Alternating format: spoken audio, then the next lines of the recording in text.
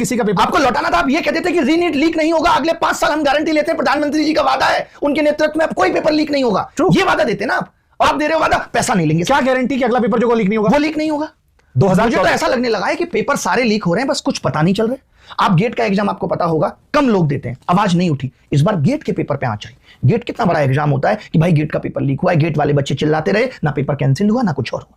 ये तो क्या है कि मीडिया में इतनी हाइप बन गई, नीट सबको पता है यही डॉक्टर आगे आने वाली हमारी पीढ़ियां, हम बूढ़े होंगे तो हमारा इलाज करेंगे, तो हमने इस मुद्दे को बहुत ज्यादा उठा लिया। वरना गेट का paper leak, SSC GD 13-13 lakh में मिले, खूब मीडिया में खबरें आई।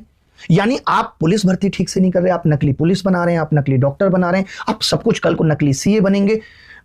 ऑलरेडी पॉलिटिशियन नकली हो ही गए, सब कुछ गिर रहा ही है, शेयर मार्केट गिर रहा है, नेताओं की भाषा गिर रही है। इस देश में उठ क्या रहा है ये समझ में नहीं आ रहा। वो भी आप कहते हो कि डिजिटल इंडिया का दौर है, ये चाहे तो एक सेकंड में पकड़ के इसको उसको उठा के जहां रखना चाहे वहां रख देंगे। इनको सब पता होता है, इनके पास हिसाब है कि राहुल गांधी कितनी बार विदेश गया है और कितनी उसकी कमाई है और कितने करोड़ उसने विदेश में खर्च किया है। आज आप देख रहे होगे बीजेपी के हैंडल से, आज सब कुछ इनको पता है, हर एक चीज इनको पता है, बट ये नहीं देख पा रहे कि कौन पेपर लीक कर रहा है, एनडीए के कौन लोग हैं जिन्होंने इस पेपर को लीक किया। मैं अगर मोदी राहुल से आगे बढ़ के देखूं तो एक नेता की रैली होती है, पुलिस प्रशासन से कहा था जिम्मेदारी संभालो, मजाल है कोई आदमी अंदर घुस जाए, सवाल ही नहीं उठता। लाखों भीड़ आती है और एक हफ्ते में ऑर्गेनाइज होता है, सब कुछ ऑर्गेनाइज हो जाता है, ये कह दिया जाता है 2 महीने तक रहेगी। हाँ, लेकिन पेपर, मैं वही फिर से कह रहा हूं कि शिक्षा प्रायोरिटी में ही नहीं है। तो इसका मतलब ये है कि अगर 10 साल में 90 पेपर लीक हो गए, 7 साल में 70 पेपर लीक हो गए, तो वो आपकी वो प्रायोरिटी नहीं है जो शायद किसी नेता की सिक्योरिटी प्रायोरिटी है। बिल्कुल, देश का भविष्य आपके लिए वो प्राथमिकता में आ ही नहीं रहा। और फिर आप कह रहे हो कि हम विकसित भारत बन जाएंगे। कैसे बन जाओगे? आप तो बेरोजगार भारत बना दोगे।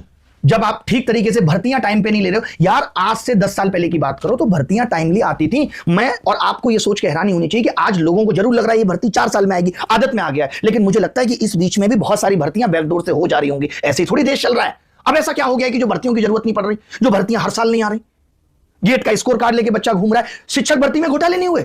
खूब घोटाले हुए, शिक्षक नकली बन रहे हैं। कोई चीज है ही नहीं जो असली है।